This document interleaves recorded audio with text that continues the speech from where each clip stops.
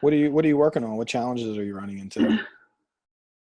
Um, Still just like really nailing down contractors. I mean, it's like, and really just trying to like each one we meet, like trying to like go about it like a different way.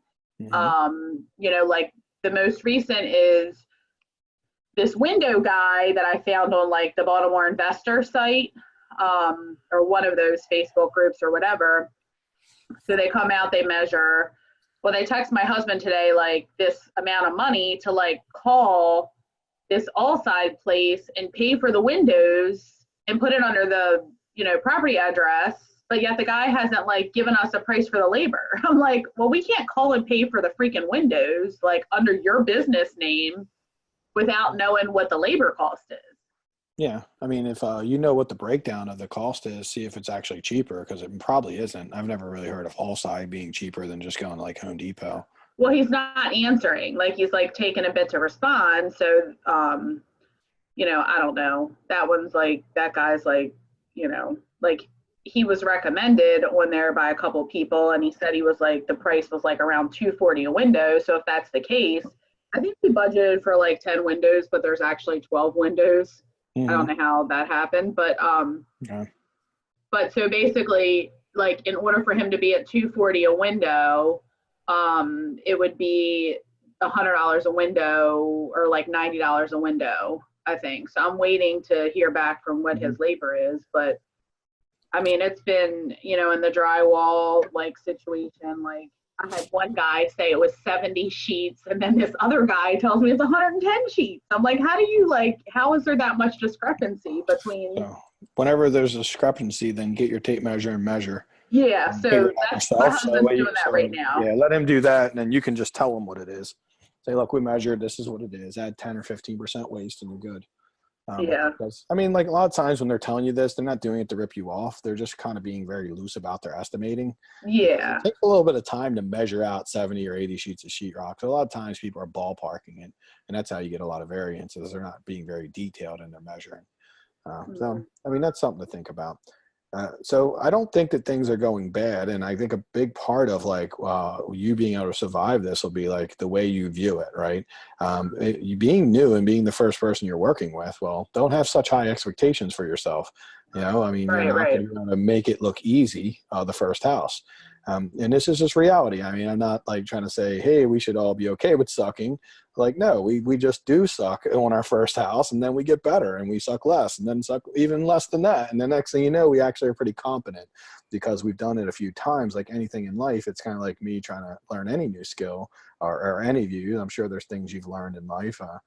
Anything, you usually are pretty bad at it to start with. And it's our ability to be bad at it, to go with I call it rolling with the punches, and just being very kind of go with the flow will make it less stressful. The reason this is so important, Nikki, and Adam, for you too, if you get in this environment, like you guys are going to do things and they're going to be hard. And if you have the ability to really frame it in a way that like you make it more fun than it actually is, then you're going to be more willing to do it. And the problem is when you make it too big of a deal, then you're gonna shy away from it. And what's going to happen is you're going to shy away from the things that really matter that need to be done. And like we talked about last week, if you even shy away just a little bit, you just retract just a little bit because it's a big headache and you're stressed out, then you will do less of what's necessary. And that's going to cost you money and cost you your results to go down. So like a friend of mine used to say that like he was a dating coach. He was when I used to coach people when I was a business coach, and he was a dating coach. And the big thing he used to say is, if you want to have good success with women, well, don't be afraid of rejection, because most guys don't talk to women they like because they're afraid of being rejected, because they look at it like it's very confrontational and it's very stressful. So he's like, Mhm. what he taught people to do is tell them to make it fun, right? They get into like, they say something mean to me and it's like we laugh and I turn it into a joke, and now it's more fun. So I'm more open to doing it. And all of a sudden people's love life gets better because they're talking to a lot of different women. Most men just hang around and hope women will talk to them. And that doesn't really happen, unfortunately. And women are probably hoping the man would talk to them, and then no one talks to no one. And then everyone's home watching Netflix and eating ice cream, wishing they had someone to do it with. But then they end up single. So, that's my point. And it's like, so I use that story because it's very relevant to what we're doing, right? If we can take the situation and make it a more pleasant situation and view it through a different lens, we're going to be more likely to do what's necessary. And talking to a lot of contractors and rolling with the punches and kind of to making it kind of fun is what I've learned to do over the last couple of years. And it's went from me. I've always been good with the contractors, but I have to say that if you were to ask me about it, I definitely was coming off a little negative about 3 years ago. Like, oh man, like you'd hear me say things like, oh man, it's like a zoo and I'm like the zookeeper and these guys are fucking animals. And they're crazy. You got to it was like a game almost, like where I was trying to win the game all the time because it really was kind of like that. These guys were definitely like trying to outmaneuver me all the time. And that made it stressful. And that doesn't mean I couldn't do it.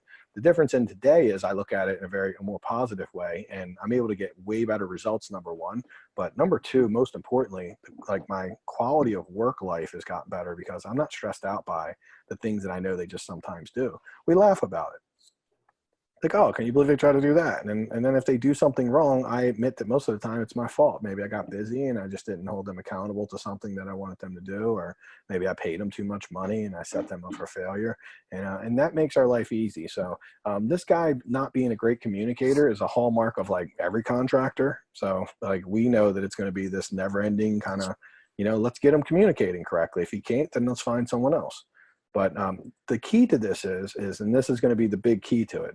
I guess there's one that I just told you, make it fun somehow. Find a way to like just frame it in a different way and look at it very differently and make it fun.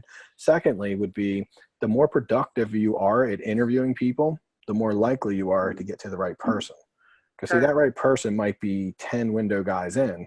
And if you get really frustrated to the point where you give up around window guy 4, then guess what you'll end up having? You'll end up getting a guy who can do the job, but like is a bad communicator, is hard to work with, doesn't respond for days. And you might use him because he's your only guy. Maybe he did a job. Now you have the comfort level. So you end up like, I've used guys for many years because I had a comfort level with them. And next thing you know, this might be your reality for the next 3 years of rehabbing because you're using guys like this. The secret is to have standards when you may feel like you shouldn't have standards because you're new.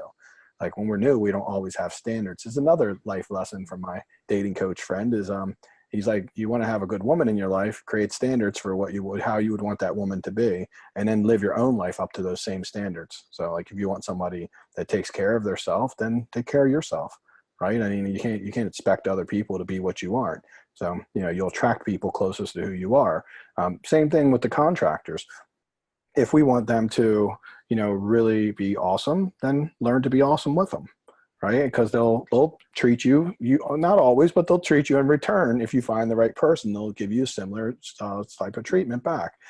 So the key is like being productive around interviewing. I just talked with my higher level students, Michael Chow from Canada, and he implemented a system that we use now, and it's very productive. Like essentially he doesn't meet anyone until they've pretty much verbally agreed over the phone to the pricing and everything. If no one's coming, if they tell you they need to see the house to give you a price, then he doesn't meet them. Maybe he'll say, here's the lockbox, go look at it at best. But that's going to be the best because the thing is, you have to be productive with your time. And the more productive you are, the more likely you are to get those 10 people in and find that 1 in 10 guy who's actually going to be able to do the windows at the same price as the 1 in 4 guy, but he's going to be able to do it without stressing you out. And that's the secret. That guy is going to end up working with you for a really long time. I found that guy in a window. I went through like 5 window guys and I got to him. He worked with me up until a year ago when he passed away, but he had worked for me for like 6 years, 7 years. And he was very reliable and I enjoyed working with him. He wasn't perfect, but his heart was always in the right place and he did a good job. But it took me time. The first couple guys weren't so good, right? The first couple drove me crazy. Mostly always had the pricing right, but I couldn't, some people were just nuts and like didn't show up and, made me do a lot more work to get a single job done with them. So being productive with interviewing contractors is like basically knowing that you can take a 5-minute phone call and you can qualify people on that 5-minute phone call. And if you don't feel comfortable with it, then get on the phone and talk to more people because it's easy to talk to 10 people on the phone. It's a lot harder to meet 10 people at the house. You meet every individual person at the house, then it's going to be a little harder, right? So like I used to do it that way, by the way, and it didn't work as well as what I do now. Now I pretty much put them through an interview process. I qualify them. And when they get to the point where like everything seems really like in line, then I'll meet them there to just confirm that, you know, everything they're saying and promising they can deliver on. And now I'm not meeting as many people, but when I do go to a house and meet people, my results are really good. So I've created a very positive effect. Because I'm okay if I go out for a couple hours and meet 2-3 people and I'm able to take one of those 3 people out and they end up working with me for years. That seems really good use of my time, right? But if I go out for 8, like Rashad and them met 20 some people in a day and not one of them ended up being one of our contractors. That'll stress you out, by the way. Mm-hmm. Oh, 1 second. Let me just tell my guy real quick. Hey, Adam, I'm actually on a coaching call. Oh, okay. We just need to set up the business manager for Facebook. Okay. Before I can set up the ads. Do you mind texting Delante and asking him to help you with it? Yeah, definitely. He's free. Does he have access to your Gmail account? Yeah, he does. He has access to that. Okay, perfect. Right, I'll text him. See ya. All right. Sorry about that. So, I mean, that's the key. So the more productive you are, the more likely you are to get down to these nuggets, right? And this is the key to everything we do. It's like, it's the same thing. When I teach you this, it's the reason it's a great lesson for anyone that's on the call is like this same concept gets applied across every system that we create. So if we're creating a system for the MLS, like being productive, it filtering through the properties and going to the right property and not going to see a bunch of random properties is how you win. The same thing with contractors, same thing working with wholesalers, working with leads you're taking in. Anything you do, it's always about finding the least amount of steps to get to a result. If you can find the 4-step process to get you to a result, it's always going to be better than the 10-step process to get you to a result because one takes a lot less steps and it's a lot simpler and easier to duplicate. So anyhow, think about it that way. I want you to challenge yourself to say, okay, what am I doing right now? And what can I do to make this easier and less painful? So that next week when I talk with Mike, you can lie to me. I don't really care, but just be like, I'm not as stressed out. Like maybe if you're at a 10 right now, we can get it down to a 6. That's all. And like over time, I want to get you down to a 2 or 3. That's where I live in like a 2 or 3 now. I'm a little stressed out sometimes when I'm dealing with them, but at the most point, it's pretty bearable. When I was at like an 8 or a 10, it's a tough way to live. It's a tough way to live. I think I was heavier when I was at like an 8 or a 10, by the way. I ate more. I emotionally had to like eat cookies to deal with the fact that the contract nuts. Like I'm eating Oreo cookies to try to deal with the pain. And I mean, I think we do. I mean, it can be very stressful and it breaks a lot of people, believe it or not, Nikki. There's a lot of renovators that get broken by it and don't make it because of this being stressed out. So. Yeah, no, I'm pretty good. Like you forget I've ran a restaurant for 16 years, so. No, you're good with the stress. Okay, so you handle the stress well, but that doesn't give you permission to create it. Correct. Yes, I understand that you are just like me. I can deal with high levels of stress, but and I dealt with it for years and I was able to get a great result, but it wasn't until I decided to like fight against this shit and be like, I'm not going to accept it that like, okay, I ran it and it became simple because this isn't about running a successful business because I can teach you to run a successful business that makes money. Like I know a lot of people that make money renovating, but are unhappy, right? It's about running the type of business that is going to give you the freedom to live your life. And, you know, some like, hey, I can work 20 hours a week or 40 hours a week and still get a similar result. And because my business is pretty automated and it's pretty stress-free. And when I'm not in the business or when I have to get up and go to work in that business, I'm enjoying it because I don't look at it like, oh God, these contractors are going to be trying to screw me today, which by the way, they probably will. And they're always trying to take advantage at some level. You know, so that's going back to a couple of years ago. I don't think that these days as much, but I'm cautiously optimistic of any contractor. I always got to keep an eye out. But with that being said, everything you do, anything you do, you can be more productive at. You know, being an agent, running your restaurant, being flipping, anything we do. And every day I look at what I'm doing and I try to make it more productive. I'm getting ready to go through. I'm hiring an executive assistant now that's going to work with me over the next year to take everything I do in my business and actually make it more productive than it already is. I'm going to map out systems for every single thing I do, which is kind of cool because I'll share a lot of those systems with you guys. And I mean, I already have good systems that are producing a really amazing result. But see, this is where you don't stop. I mean, I'm doing like 65 houses a year and like 25 hours a week. The question is though, like, could I do it in 15 hours a week? Or could I do 100 houses a year in 25 hours a week? I don't know. I promise you, if I have somebody spend a year with me and we map out everything, then I'm thinking that's possible. Because when I did 150 houses and it took me like, you know, 100 hours a week to do that. It was like every waking moment of my life. Well, that didn't seem possible that I could do any of these things. But the problem was that all my systems, I thought because I had systems, I was good, right? Well, I had working systems. Like we all have, anytime you have success, I'm very confident that you know how to create a working system. The challenge will be, can you make a working system? And then can you quickly again look at it and say, all right, it works, but I can cut it down by 40% and still work. Now that's the secret, when you can take and cut it down by like at least 30 to 40% of the labor and still make it work. And that's true in every piece of every business you ever touch. When I was business coaching before I rehabbed coach, because my partner wouldn't let me rehab coach, I actually, that was a big piece of what I did, right? I mean, he didn't want me teaching other people real estate, so I taught people business. And what we would do is go through and try to find ways for their business to be more productive. And then productivity is a big thing in flipping, because it's your competitive edge. Like if you can go look at 10 houses and say 2 hours and your competitors take 5 hours to do it, then you've created a competitive edge against your average competitor, and which will make you a lot of money in this business, right? So everything's about, for Jason, it's for you, finding a tenant more simple, right? Or making any process you deal with on a day-to-day basis simpler and more productive and simpler to get to the result you need. There's always room for growth in that area, by the way. I'm still doing it 10 years in. I'm like getting ready to break all my systems down and improve them.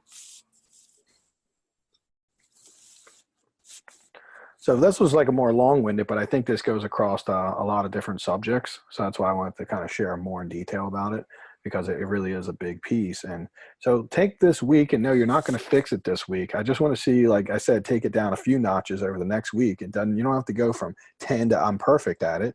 It's like I'm 10 to 8 and I'm on my way. Like Michael, he's been doing work on this contractor thing for about 2 months now. And he today told me he has a VA. So I'll tell you what he's doing exactly. He's putting an ad out on Craigslist, or up there. It's called Gigi in California. And he's putting that ad on Gigi, which is Craigslist up there. And he sends it to an application. The application gets filtered. Then he trained a VA, what I told him to train a VA, to now call the people and ask them a handful of questions, start to qualify them, ask them about standardized pricing. And the VA now is interviewing them and only sending the people who positively interview to him to talk to our next interview. And if he likes them on that interview, he'll actually meet them at the property. But there's now 5 or 6 layers of qualifications these people need to go through before he ever spends any of his time. Because he told me 2 weeks ago, he's like, Mike, I just have no time. And I'm like, well, that's not acceptable, because I'm a productivity coach essentially. And I mean, let's figure out how to get you time back. What are you spending your time on? And we start breaking it down. We realized that he had a VA not doing any work for him. Essentially, he had a VA that wasn't able, he had a VA who could do work, but he was doing other stuff that wasn't helping Michael create more time, right? And that's what we want. Anytime we have support, we want people supporting us in a way that they're creating more time for us to work on our business, not work in our business, because we very much get caught up working in our business. And the only issue with working in your business is going to be tricky if you have to work in your business and you got a restaurant, you're a realtor, and you're a flipper. That's a lot of businesses to work in. It's hard to do all three. So at some level, each of those, you're going to have to figure out, okay, what are some of the things, right? And I'm sure you've come up with some good systems in your restaurant that's allowing you to not be there every waking minute of the day and things to happen. Well, you have to start doing that across the board. And, the more you can delegate, the more free time you have to be an owner and to work on the systems that make your business better versus getting caught up on working on the day-to-day activities, which, by the way, I love working on the day-to-day activities, and it's my weakness. So I always got to smack myself in the face sometimes. Hey man, why is it you can find 10 hours a day to work on this thing that you like doing, but building a system, which I don't always enjoy, kind of the details and how long it takes to do. Sometimes that's a bigger struggle. So anyhow, that's hopefully that was helpful. And if we'll get it down to a little better. And if you've only talked to a few people, there's more you can do. There's more than just a few people to get to the right guy. I agree. Because they're out there. And when you find them, I feel like when you find your first person, it's going to represent to you what it takes to find a person. So, and once the brain has that in their head, and it's like, okay, I talked to 8 people and I found someone, well, that becomes your standard. And maybe now when you talk to 2 electricians and they give you bad quotes, you're not so frustrated because you're like, oh, I've only talked to a quarter of the people I need to talk to, right? It starts to set expectations for you, and you start, and it's everything in life. I mean, this is the secret to happiness. The secret to happiness is literally what our expectations are. I read a book called Solve for Happy. And it's actually a really good book that if anybody wants to read a great book, it's a good one. And he basically said that people spend way too much time looking up versus looking down. So, and he's like, as we get making 150K a year and we have a nice car, we're constantly looking at people who make 500K a year and feeling inferior. So we're always like on this struggle where we have to constantly keep fighting and fighting to try to make more or do more because we're always looking up. And he's like, take some time to look down and be grateful of the things that we have and where we are. And he's like, it'll create happiness. So if you're making 150K a year, spend some time evaluating and looking at the lives of people that make 20 or 30K a year and how grateful we should be for all the things we have. I mean, even in America, at the level of making 30 to 50K a year, we have a lot more than 99% of the countries out there have. So, I mean, we're very lucky to have so much here. But I think sometimes we can get very caught up in looking up too much and saying, because there's the problem with looking up, there's always someone making more money. I've had some students that make like $1 million+ a year, and they hang out with people that make 5, and they're like, yeah, man, I'm just like so underperforming. And I'm like, holy crap, you're really down on yourself here. And I'm like, that's just crazy talk. But I get it because they're always looking up at someone making 5 million. And that is the actual gift that you get in a mastermind, is that there's always going to be someone making a little more than you, and they're going to inspire you. But what he says is that it's okay to look up and be inspired to move up, but you got to equally spend the same amount of time looking down and being appreciative of what we have. So that's really important to think about. And so that's expectations are going to be a big part of creating this happiness and creating this stress-free environment, right? And actually, Gerhard, me and you were going to talk about some expectations, right? Because I think you were actually talking about some mailers you were doing. You had some questions of like how many phone calls you were getting versus how much you were sending out, right? Yep.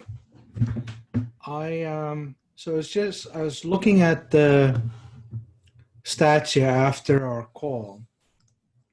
So for November, I sent out 2348 mailers, and I got 7 leads out of it.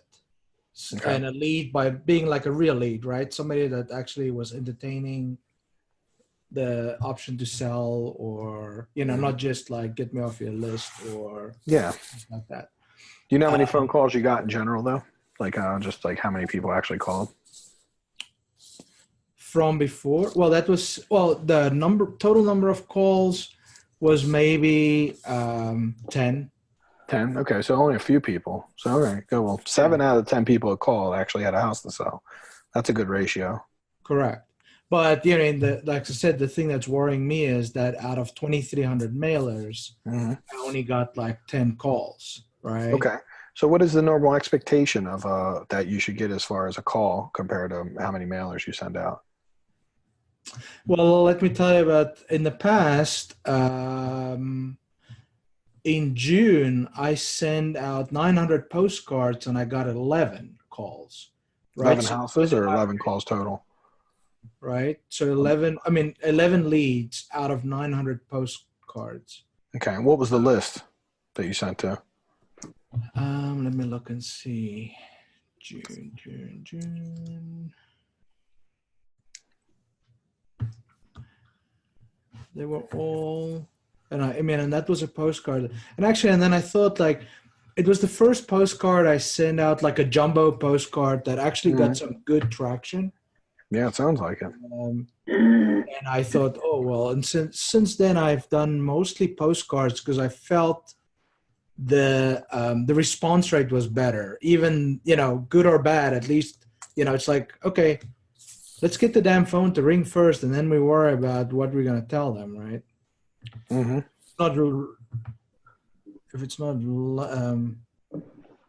So June was mostly high equity. High equity absentee. Yeah. And where did you get the list from? It's one I just made up out of trend, out of the MLS. Okay, you made it up out of the MLS. And did you close any deals off of that, or? Nope. So it still didn't. In general, would you say you got more calls, but were they quality? But they were no. Yeah, actually, no. You know what that was? Just yeah. Oh, that was pre-foreclosure. Pre-foreclosure. Okay. Okay. Yeah, yeah. All right. So you got a higher rate on pre-foreclosure, but yeah, the quality of pre-foreclosure is definitely going to be lower because a lot of people owe too much, even though it says high equity. Did you Yeah. find that everyone you talked to actually didn't owe too much? Because high equity would suggest that. I didn't even, so the few people that I spoke to at that time, so what I did, or my strategy was, the mailer didn't say anything about foreclosure or anything. I just mailed them like any other guy and Yeah. just said, hey, I want to buy your house. Mm-hmm. And they called back, and some of them were listed. Some of them were like totally whacked. Like the one lady wanted like 380,000 for her house, and the ARV was like 190, right? Okay. And she goes, oh, and I'm a realtor. And I go, well, okay. That's why she's going out of business as a realtor. Oh, definitely. There's like this one group in our area, this agency, and any of the listings, if you get somebody that's really whacked out with their price on the market, or the weird house with like 7 levels, that's the listing. Like when everyone else rejects them and they really want to list, they go to these guys. Oh, wow. So they take all the bad listings, huh? Okay. Yeah. That's funny. So you got 11 phone calls, but were any of them even close to like having equity or being really motivated? No. So that discounts that argument pretty good. Well, it only discounts it too because okay, so I don't know that first of all, that's too small of a sample size to know if it works or not. So we can't really make any judgments because you sent out 2,300 or you got 11 phone calls, or you sent 900, got 11 phone calls. That's a really good response rate, by the way. It's about a 1.2 response rate. Back in the day, we used to get 1%. Now we're hearing that for postcards to like absentee owners, high equity, we're generally getting like 1/4 to 0.5% is what's expected. Now, this is why you'll hear me preach that you have to do a better job with the lesser phone calls you get, because back in the day, the same 7 phone calls you got for 2,300 letters would be 15 to 20. So we would have to deal with more phone calls. We could filter them more. We could take and be shorter with them. But if you're only getting 7 now, my advice is that you work every deal that has potential much harder, knowing that, and that's how you offset the fact that you're getting less phone calls. With that being said, did you send out postcards is what you sent out and you got that? No, I sent, for now, the last touch, November I did letters, right? Yellow letters. Yellow letters, okay. Just the plain. How much did it cost you? Were they what was the total spend, like 1,500? Total spend was, where's November? Total spend was 1,641 for 2,300. All right. And so for the 11, my cost per lead is 234 a lead. Got it. It's a little bit high. It's a little bit high, but I've seen them running higher. So when you get this optimized down, you'll get it down to about 125 to 150 a lead. Unfortunately, you don't know if it's because it's November, December, because sometimes it's a little slower. And I've seen January be a little bit slow on the leads. So it's all about time of year.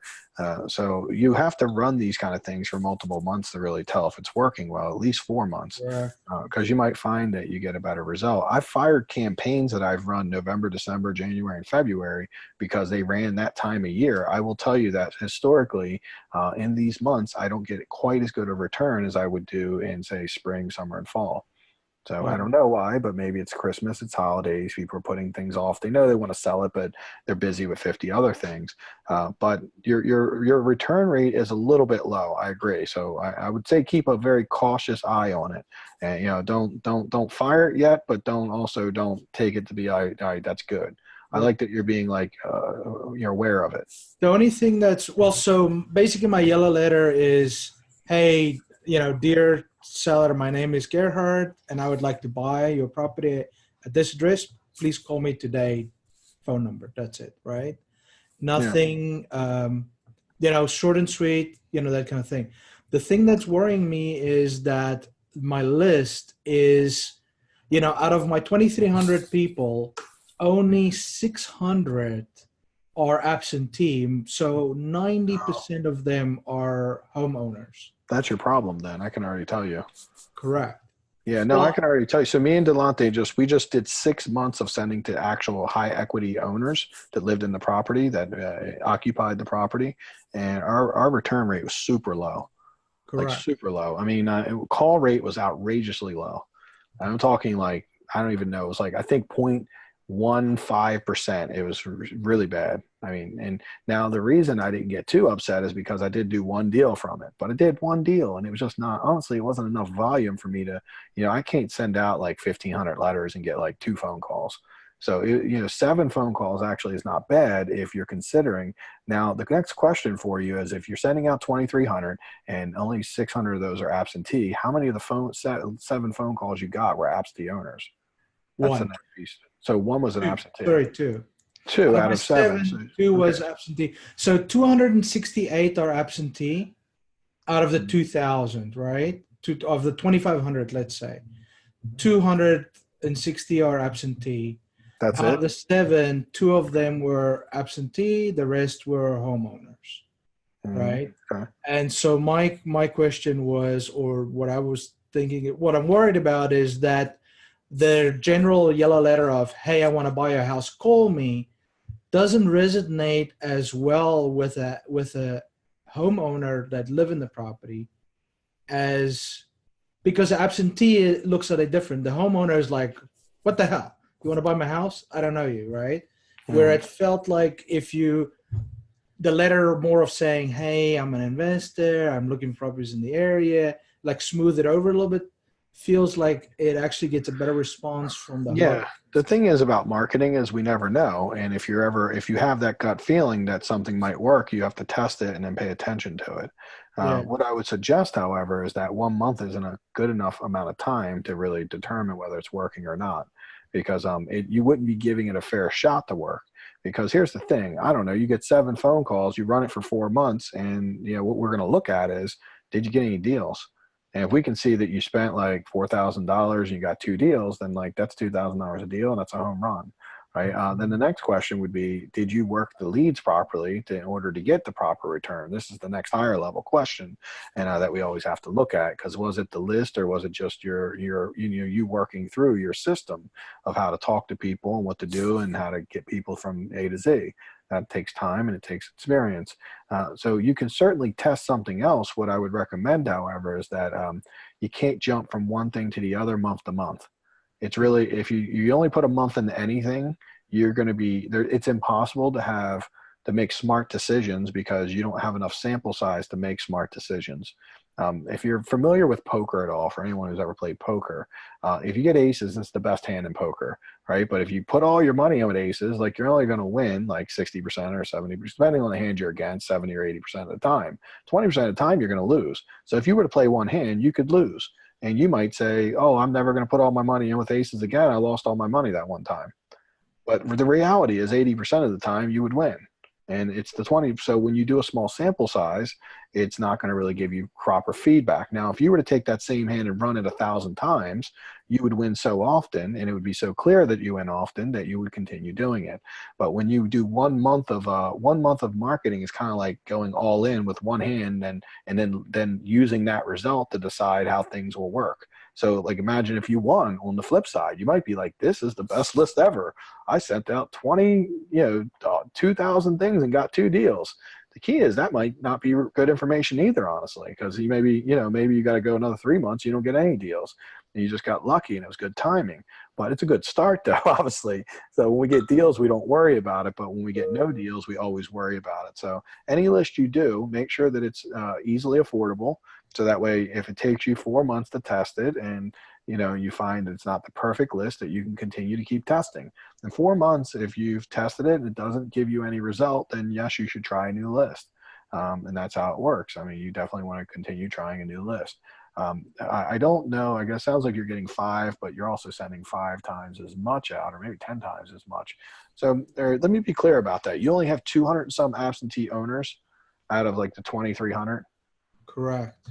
So 10% of them, but 10%, but also, so 10% of the names got you, oh man, I'm trying to run the math in my head, right? About, let's say 30% 10% got like a third of it. Yeah, so 10% got a third of it. So obviously the absentees do perform better. They're definitely higher performing based on that math. Okay, so they're a little higher performing. Got it. Okay. I mean, yes, 7 phone calls isn't a lot, but if you're sending to people living in a home, I can tell you that's what I call more of a baller play. because like, you know, all the guys that are high level doing like 20,000 postcards, 30,000 postcards a month tend to really they're okay with doing owner occupied properties because, you know, they're doing all the absentees they can do and they're running out at like 4,000 or 5,000 names. They're doing pre-foreclosure, tax default, divorce, unknown equity. They're doing all the stuff that has performed first, and then as they run out of names, they go into that secondarily, so they can get a list of say 30,000 names a month. So you're doing the same thing a little bit too, but I suggest there might be some other higher performing things you can do with the money that you're going to occupied properties. Yeah, because the only way I can bump my absentee number is to either change. So on the same, you know, the credit, or the, I mean the numbers we looked at, right? We said 15 to 20 years ownership, right? High equity. Okay. So the only way I can do. How high out equity are you, by the way? Are you using? Did we provide you the list? Mm-hmm. Okay, so it's our list, and you used our criteria.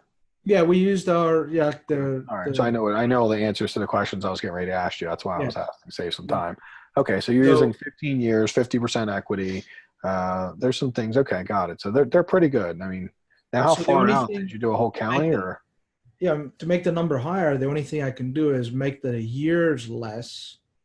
Hopefully, it's still in the same equity, but the length of ownership less to get the higher number. Yeah, we sometimes, when we need a little higher number, we will maybe make the years of ownership 12 years, and then maybe take it down to like maybe 30% equity.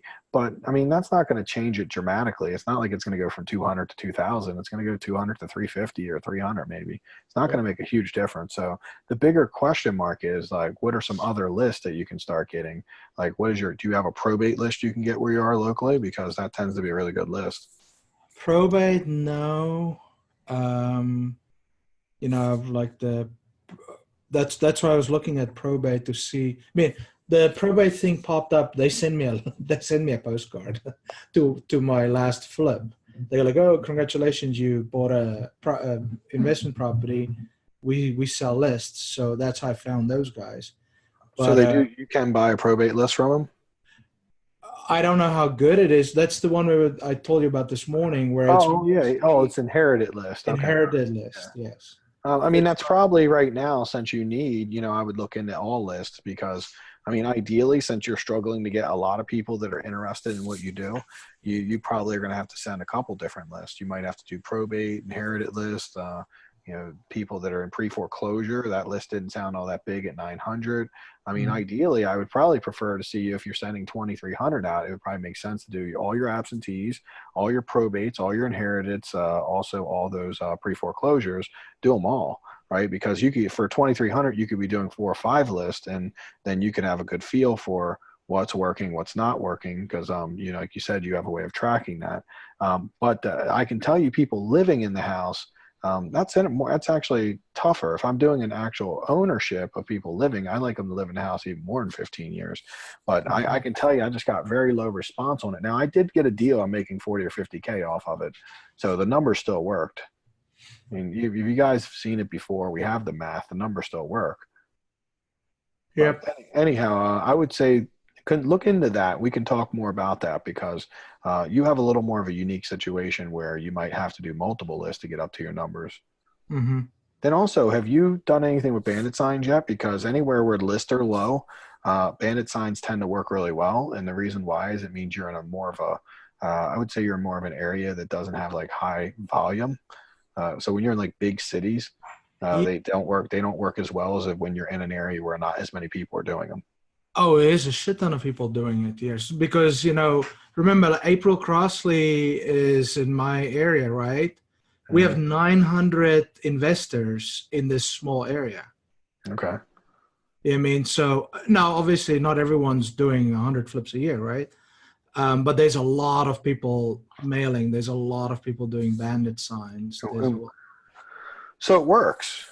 I mean, that's the key then. It's out there. I don't know how many deals they get from it. Well, it works or they wouldn't keep doing it. That's the one thing you know. Nobody continues to do it, especially bandit signs, unless it's working. No, but you know what I think it is? Also, everybody is a new student, right? Mhm. So they all take, it's the low hanging fruit, right? Drop bandit signs. So there's 20 students dropping bandit signs. Okay. And I never tried to do any because there's so many. I feel I'll just, you know, since I have the better education, I should be able to take the deals from them, right? Because they are all just trying out in anyway, Yeah. and they're all just trying to get one flip a year. Sure. And but I I think that was just you're thinking, looking at it as there's always, whenever there's a hurdle, there's an opportunity. So if you're telling me that a ton of people are putting signs out and marketing and there's a lot of new students, then your job is would be to buy them as wholesale deals from them. Because if there's 20 new students putting signs out, that means that there's a lot of people that can go do all the work for you. I buy about 8 or 9 deals a year on wholesale deals still today, because there's, if you can, I have a wholesaler system I'll share with you on our call next week and just walk you through like exactly the details of what I do with wholesalers. But I've had a year where I bought 21 deals in a year from wholesalers alone. So if you have like this, if you think that your market, and I think you're correct based on what I'm assuming you're correct, but if you think that it's saturated with a lot of people trying to do deals, well, so is Baltimore, by the way. There's a few people who said Baltimore is the most saturated market in the country with new people, because we have like 10 coaches in our city. I don't know if you guys ever noticed, in Baltimore there's like 50,000 people teaching, and the model that has gotten changed and put together is that they, hey, give me a couple $1,000 and I'll partner with you on a bunch of deals, and they make you go put out signs and stuff. So that model is being done a lot of places, and yeah, they'll bring in 20 new students, and it's a numbers game for them. Like some students will make it, some won't, but end of the day, there's a lot of marketing, there's a lot of letters going out. You're definitely competing with a lot of newer students, but like you said, you do have a competitive edge because you have a little better education. You're going to be able to do it at a little bit higher level. The main thing that you can do that'll beat all the newbies is just stick with it, because most of them won't. Most of them put out 20, 30 bandit signs one week, and generally my experience is they don't make it over a few weeks of consistently doing it. I've watched that over the years. It's rare to see anyone that I see a sign getting put out for months and months at a time. It's just pretty rare. Actually, locally, there's only one person. It's my ex-business partner. And that's because he has his nephew doing it, and like that's his full-time job. He just puts signs out, and like I guess, so he's been doing it for the last 2 years. I don't think they've ever stopped putting signs out, and like I'm consistent that way too. But other than that, I don't know anyone else is consistent. So when you worry about a lot of people doing it, keep in mind you can compete with them or you can join them. Right? You can use their efforts to make your life easier. So I've always found that when it's very competitive and a lot of people are doing it, all I got to do is say, okay, well, cool. If they're doing all that work, then all I got to do is create relationships with them and start getting in their deals before they send them out to the world. Then that's what I do with wholesalers is I call and build relationships with them and say, hey, man, what have you been up to? And they're like, oh, I'm doing this, this, and this. How's things been going? Awesome, man. Well, like, you got any deals you're working on now? I never say you got any deals you can sell me. I'm always like, what are you working on right now? And they're like, oh, I'm working on this and that. And, maybe next week it'll come up. Oh, really, man? I mean, how'd you come past that deal? Oh, I'll do a bandit sign. And if you're talking to 10 or 15 wholesalers, they're going to tell you what they're doing, how they're doing it, what's working, what's not working. Secondarily, they're going to share with you, give you the preview, the early access to their potential deals in the future. And most of my deals that I do with wholesalers are me calling and keeping in contact with them and them telling me they have a deal coming up in the next week, because then I get access to this deal before anyone else. Often I can make a deal with them saying, hey, like, what are you going to be looking to get for it? And they're like 85. So like when they go and sign the contract, they might, I'll be like, hey, when you go sign a contract, can I come out with you and just see it? And if the thing works, I'll just buy it from you right there. And like most of the time they're like, yeah, it sounds good to me. They'll sign the contract. I'll walk through and they'll be like, oh, it's my contractor. Tell them I'm their contractor. And then I'll go outside when they're done and say, hey, you go with 85, I'll take it. And we sign a deal. And I don't have to compete with anyone. Right? I don't have to worry about it getting bid up by 50 other investors, any of those things. So that's what I do with wholesale. That's the summary of it, right? That's what I'll call the brief overview of it. But the key is that you can do a lot of deals with wholesalers. So if wholesalers are taking your market over, then okay, great. Then they become your resource instead, right? We always can, if we get lemons, we can make some lemonade. Because you can't really control that there's someone teaching 50 students. You can't control that, unfortunately, but you can actually benefit from it. And that's what I've been doing in Baltimore. There's a ton of guys, like there's 8 guys teaching a lot of people. And I mean, it's like, I've never seen anything like it. There's, like I said, in a few books I read, and they're like, Baltimore is the craziest place ever with this. But with that being said, I don't think I have an issue. I mean, I still find plenty of deals. I just have to figure out how to work around that fact that it's challenging. Now, what I would say about your list is, again, it's very new. I don't think you have enough time with it yet. If you're going to ditch it this early, then what I would suggest you do in the future is, instead of sending like $1,600 a month worth of letters, send less so you can stick with it longer, because this is just one piece of what you do, your letters, right? You can't have your whole business live and die by your letters, because sometimes I do letters every month consistently throughout the year. But if a month or two goes by and I don't get any deals from my letters, I want to ensure that it isn't the only thing I got going on. So like the last, like 2 weeks ago, we got 7 deals in a week. And in 2 of those deals, 1 came from letters, 1 came from internet. The other 5 came from wholesalers and MLS. So I was like, crap, that was a good week for wholesalers and MLS. And it wasn't a great week for, PPC and letters, but it, still got a deal. I was totally fine with it. Numbers are looking pretty steady still. But there's some months where we get no deals from them. And even at my level, where I'm doing a lot more than you, we get no deals. But if we consistently do it over a year and we work it properly, then the answer is yes, we will get deals. And if you consistently do it for 4 months, what it gives us the ability to do is break down what you're doing, look at the math, look at the numbers, and start to pinpoint what's holding you back and what's stopping it from working. What we can never do is blame the market or blame this lady who's teaching people, because that's pretty much going on in every city. Like every city, there's 50,000 people being taught. There's no magic place in this country. And believe me, if there was, I'd be living there and teaching you from there right now. There's no like magic like Garden of Eden for house flippers where things are just easy. There's some cities that are different, more challenging than others. Like DC is definitely more challenging than most. New York is super challenging, and Miami and LA, they're going to be really challenging, and they have their own ways. But there's, a friend of mine does 150 deals a year in DC. But it can be done. It's just saying he just figured out what it took to get it done. And that's the key. So the same thing for you is what will take to take the environment you're in and then master it and win against it. And it's not probably as bad as you might think, because in general, those things. So I stopped doing the MLS for like a year, about 4 years ago, because everyone kept telling me the MLS wasn't working anymore. It wasn't until I met someone who said, I'm crushing the MLS in Austin, Texas. That's a way hotter market than Baltimore, Maryland. And he's like, I'm doing 10 deals a month off the MLS. And he told me how he was doing it. And it's the beginning of the system that I teach you guys these days. It was the beginning of me deciding that I'm not going to listen to that story I've told myself anymore, that, it doesn't work anymore. Because it did work. And I literally went a whole year where my income was the lowest income I've ever made the year I didn't do the MLS, by the way. It was my lowest year of income from being in the whole business, because I basically just gave up on a pretty lucrative source of deals, because, what we were doing wasn't working anymore. So I just determined that it was the market and not what I was doing. Right. And that's the key. So what you're doing is not working. Then the next question we have to ask is, what do we need to adjust? And then we try that, and then we keep trying until we hack the code. Once you get the code and you got the formula for what works, you just repeat it. And that's what's awesome. Same thing for Nikki with the contractors, right? Eventually she's going to have a formula for it. And she's going to know, like, this is what I do and this is how I make it work. And once you have the formula, you just keep repeating it. But it does require a little bit of persistence and, and sticking with it. So I know that you can beat this market, and I'm not telling you that your mailers are perfect right now. I don't know that, but 7's a little low, but it's not outrageous. I scheduled the same list, same wording and everything for this month. Okay. And we'll see how it goes. Second touch. So, we'll see how it goes. What I'll do in the meantime is look for some other lists to, get another 500 or 1,000 names that I can work in between this to just double up, so you don't put all your efforts in one list and it's only going to perform in 6 months, where in the meantime we could work 3 or 4, You could, but what I would recommend to you is this, and I recommend this to everyone, and this was taught to me by my coach and also by some high-level marketing people that I'm using for the coaching business and also for my business.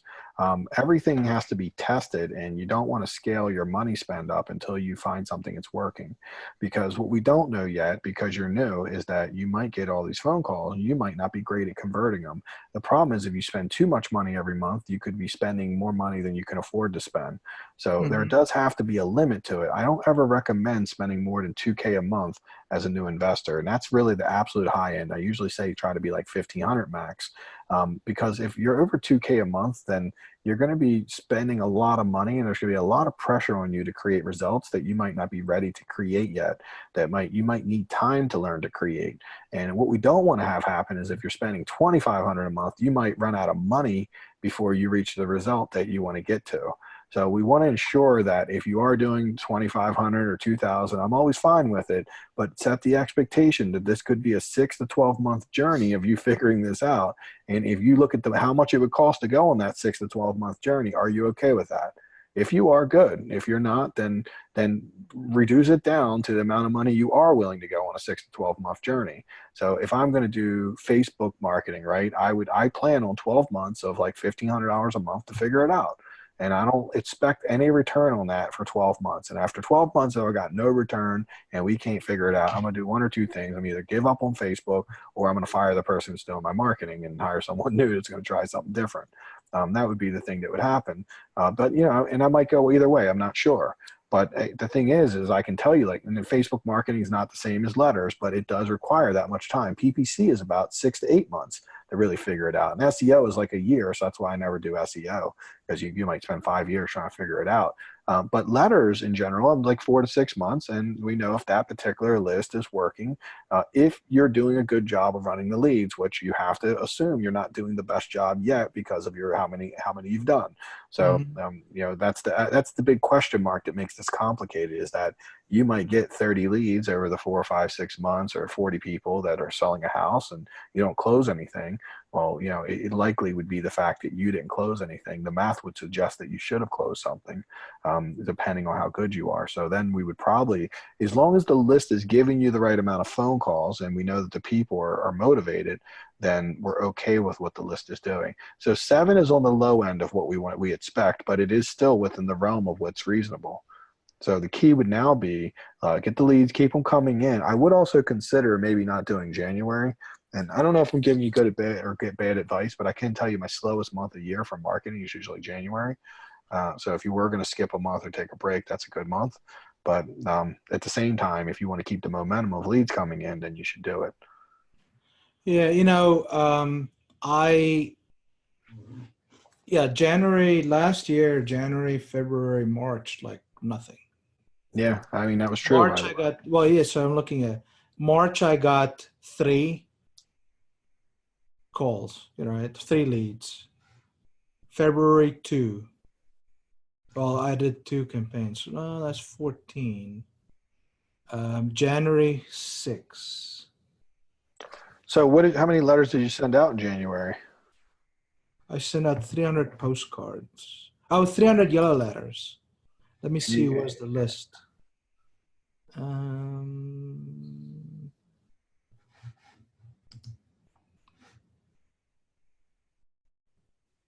think it was just like an absentee. Yeah, and that one was like one of those letters with actually it wasn't the yellow letter. It was one of those letters with like, it looks like an invitation. It has like a giraffe on it and all kinds of like stuff. doodles. Okay, a doodle letter they're called. Yeah, they're pretty cool. They actually work well. They have like little doodles on it. Looks like your 6-year-old like wrote on them or something. Yes. Okay. Yeah, they're actually good. And February I sent out postcards. That was all Valentine's postcards, and I got but not that much. How much did you send though? The question what I want to figure out, what are the ratios? Those I was sending. So I was sending out 1,000. Last year I did about 1,000 a month. Got it. So you did 1,000 a month. 1 month you got 6. Oh, you said in January you got 6, so that's really good, by the way. That's over 0.5%. So that's solid. Then you said you only got 2 in February. February I got yep. And you February I said, got a few tell me more. more about you sent a Valentine's card. What does that mean? I sent out the list I sent was they looked like Valentine's cards. Yeah, I wouldn't do those, by the way, in the future. I don't think they Those are work like well. postcards, and Sure. But you only got 2 phone calls from them, so it's kind of proof they didn't work that well. yeah. Oh well, that's a different. So that was actually one I sent. I sent out 100. I'm just looking at them. Like I've not. These are individual campaigns. That was 100 I sent out to the neighborhood where my last flip was. Okay. That was like, hey guys, I just bought this at this address, and out of the 100, I got 2 calls back. But you realize that's amazing, right? Then that's Yeah, that was a 2%. good one. Yeah, and actually, Yeah. the one was almost a deal, and it ended up being that the renter got the financing to buy it. So not only did you get a 2% return, but you also got like one really good qualified lead that you had a shot of buying. So then that list is really good. Sending out a list of where your rehabs are and around your rehab. Did you just hit everyone in the neighborhood and let them know you bought the house? Yep, the whole. Yep. So I think that might be something that you would want to repeat, because that for a very little money gave you a really big result. Yep. And I think it's very personal, by the way, because it's very personal if you think about it, because if you really think about it, it's very personal, because like it's not just, hey, I buy houses. It's like, hey, I bought this house up the street on 123 Main Street. And I do think that's actually good advice for you to do that. It's not that scalable, but it's something, if you got a couple houses going now, and you don't necessarily have to like just have a house you're working on. You could be like, hey, I bought the house at one. Any house you've done, you can do that same list again. Well, I'm actually, that's so my next, like finding stuff to do, right? Originally I thought whenever you see a dumpster, grab the address and say the neighbors, hey, I just bought this house. How do they know it wasn't you, right? They don't. I mean, but I'm thinking I'm just going to pull a list of all the LLCs that bought houses in the last few months and sell them those, send them to those. I mean, if you're going to go that far with it, then you might just lie all the way around. Just be like, hey, I just bought a house in the area. I'm looking to buy another, and just make up anything. Like you said, I mean, if you really want to give a specific address, fine, but know that one of the people you might be sending to is the person that owns that. But I don't really care. Whatever works, works. I mean, if you can get people's attention, then I agree. I think saying stuff like, I mean, what was proven by that one, and that's a very small sample size. I'd love to see a bigger sample size than just 100 of them. But also what I would tell you is that sending that postcard out more than one time actually would be very valuable. At 100, what I would personally do is I would send it to the mail house. Instead of just doing 100, I would actually tell them to send it every 30 days for 5 to 6 months. Because that list will keep performing for you usually, because when you send the 100, they're not all going to be ready to sell or thinking about selling at that time. So I would definitely send it at least 4 or 5 times and then just pay for it. And it's just automatic for the next 4 months. And you're right, you could do that anywhere. So I would say that going back through, what I would actually challenge you to do before we talk next week, I think next week me and you should do a deep dive into what's worked and build out a consistent marketing plan. I think you've put a plan together where you're spending a lot of money on, like the one area where you're doing almost 2,000 names has not been a big performer for me. I can't really endorse that area, but I think if we go back through what you've done over the last year, we could pick out some things that have worked and start to build a very strong plan for what's worked and get this up from, you're at like 0.25% right now, and let's get it back up to like 0.5 to, even if we just doubled it, it would be worth it, right? I mean, if we could just take it to 0.5 would be amazing, because that's 14 phone calls instead of 7. And obviously you know what you're spending. So I think you can get one letter and just send it to everyone on this list. And if that letter is, hey, I just did a house, in your area, and, I'm looking to buy another one. And, I think that's a pretty awesome, that's a letter you can send. I mean, maybe you don't have to be specific about the address. Just say a company just renovated a house, not far from your house at 123 Main Street, right? And we're looking to buy another. If you thought about selling, give us a call. I think that could be your letter, right? That's a cool letter. And then you test it. But I think I would take away, what I would challenge you to take away, your only investment in this list is like $100 or something. So I would just challenge you to take away the freaking people who live in a house. because I mean, I know people are doing it, but even the people who are doing it at a really high level aren't getting like, they're getting like a quarter to 30.3% return on it. And they're okay with it because they're doing 30,000 mailers a month. So they're all right with that. But for you, it's not really creating enough volume or phone calls for you. So it's making you want to spend more money. And I think take too much risk by spending that more money. What I would always recommend first is for you to max out every opportunity you have to do the stuff that has higher conversion rate. So like we've got something that did a 2%, you had some stuff doing 0.5%. If you could get a blended average of 0.5% to 1%, that's a really good blended average, by the way. Yeah. And I don't know about the pre-foreclosures, but I know that what you just said, if you just want to send everyone, I mean, I don't know. And actually, I guess that would be, so did you, when you did the 100 people around your house, were they high equity? No, I just send everybody in the area. Okay. Hey, because it's only like a small, like when you look on the map, the the areas are very, like one street over is a total different neighborhood, right? So I just grabbed exactly that neighborhood. I just sent everybody in the neighborhood like, hey, I just bought this house. Everyone's seen the renovation, and by the way, if you're not selling, if you know nobody, send it over. Yeah. I would make it a habit, everything that you've done recently. I mean, anything you've done in the last year, just send out that list, do the same list on all those and send them out, and then just do like 4 months of it. And you could send all that out right now and it wouldn't be a lot, but it would cost you a little bit of money because if you're doing 4 months of it, it's a decent amount of volume. Yep. So that's what I did in October, right? In Okay. October, I grabbed everybody I've mailed in the last year, regardless, however I made up my little, 500 to 1,000 piece lists, right? Everybody from the last year. And that came to 2,000 list, 2,100 list. And what was the result of it? And I got 6 out of that.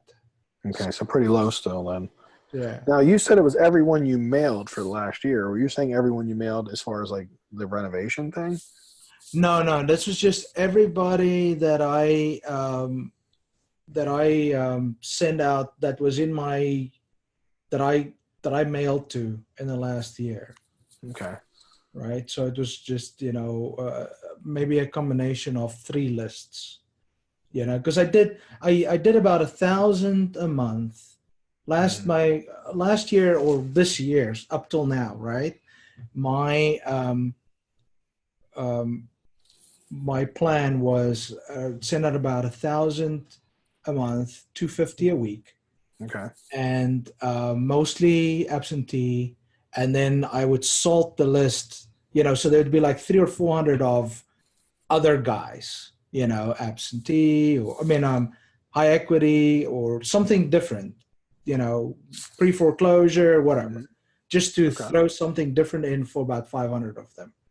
And out of that all came to about 2,000 that I redid since it was getting later in the year.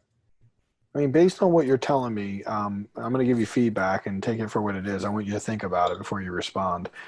You're very inconsistent. Like you jump around a lot and you don't give it time to work is definitely and I've done that and it's been a bad thing for me when I've gotten more consistent. And now the key though is what I would like to do to you before I tell you to get more consistent is I would really like to, me and you, like go through everything you've done and get really detailed because some of the information you're giving me sounds a little like maybe it's not 100%. Like, so let's dig in and make sure everything we look at is 100%. I think it's time for us to do like a forensic analysis of everything you've done. And then me and you just have to, with some certainty, say, okay, these were the best things you've done over the last year. And let's go ahead and make a campaign that's focused around the best things you've done that have given you the best result. And if we do that, then now you can, and whatever you do from there, decide that you'll need to do it for 4 months before you judge it, right? Because it's hard if it's very hard.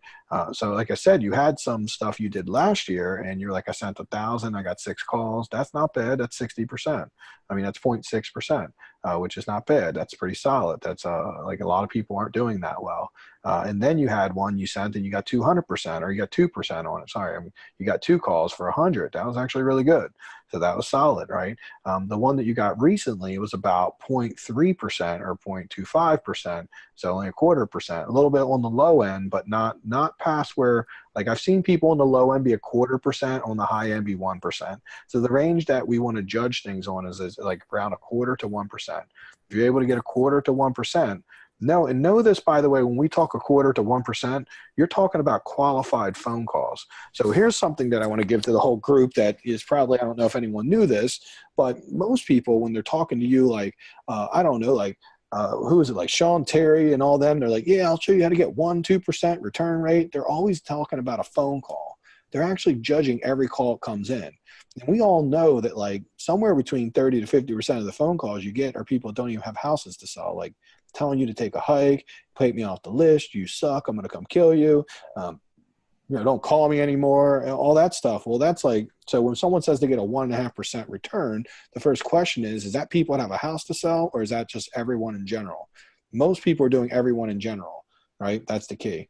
So know that when you are saying I'm getting a 0.5% return, but it's qualified people, that's actually a really good return. That's not bad at all for qualified people. And that's how I measure too, by the way. Me and you do it the same way, Gayhard. I kind of want to know how many people called me that actually had a house to sell. I don't really care about the people that take me off the list. I measure it, but just to see what the ratio of how many of those people I got. Because on some of my list, I'll get like 2 out of 3 people on that a call are actually saying take me off the list, and only 1/3 are like got a house to sell. So I think that's a little bit of a bad ratio, and I don't like that ratio. So with that being said, let's do a deep dive into everything you're doing, and then let's formulate a plan on a spreadsheet that you're going to do, and let's get real clear. I don't care if it takes us 2 weeks to do it, but before you spend this money, like we got to have a really strong, clear plan for it. So that way, as the plan is unfolding, we can pay attention to everything we thought and see if it's real and if it's working, and then we can analyze and do that over the next couple months. The good news is you're willing to spend some money, right? So you can quickly figure all this out. You spend like $2,000 a month or $1,500 a month, you can figure a lot out. And I like that. But the second piece of good news is that you actually have some track record to go off of. You're not trying to just, you can go back and we can analyze what you've done. Me and Delante just did this, and like it's made a huge difference in our mailings and all that, because like we fired everything that wasn't working. We were able to look over the last 6 to 8 months and see that there was a decent amount of stuff we were doing that wasn't performing that well. And that's the key. We want to fire the things that are underperforming and then double down on the things that are performing well. And so I'm sure, based on everything you've tried, the only good news about you being inconsistent and jumping in a lot of places is you essentially, what we can call this last year, is you like going out and testing a lot of things. So let's go ahead and take the benefit of you testing those things and figure out what the results were, and then use those results to make a decision. Because you did a lot of different things, right? And some worked, some didn't. But every list, I ran all my lists 6 touches though. So every list, or besides the salting, like I call them like a salt list, right? Okay. My main list, my marketing list that I focused on, I ran for 6 months. And that's fair, but the question mark is, if it performed well, why didn't you keep doing it? It wasn't. To me, it felt like it wasn't performing because. Well, that's the thing. Like they'll feel that way, and that's what was the beginning of this call about, right? Expectations, creating proper expectations. Mm-hmm. I can tell you that, like in my 8-figure group that I was in, that most people are only getting about 1/4 to 0.30% return. On most, and they're getting even less than that on the occupied properties.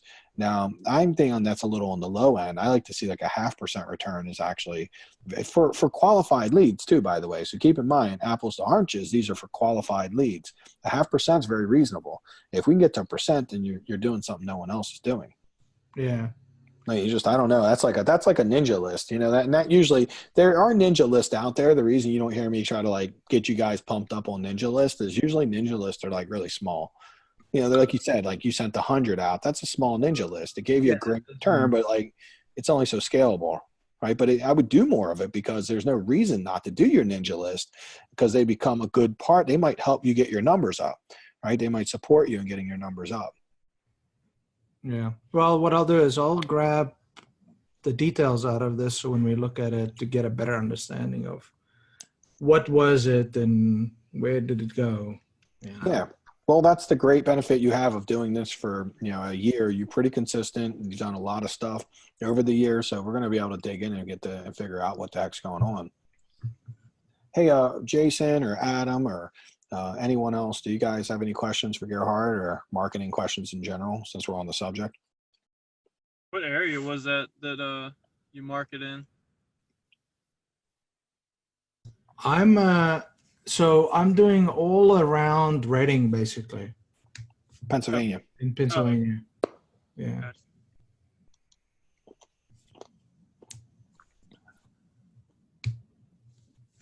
Anyone else?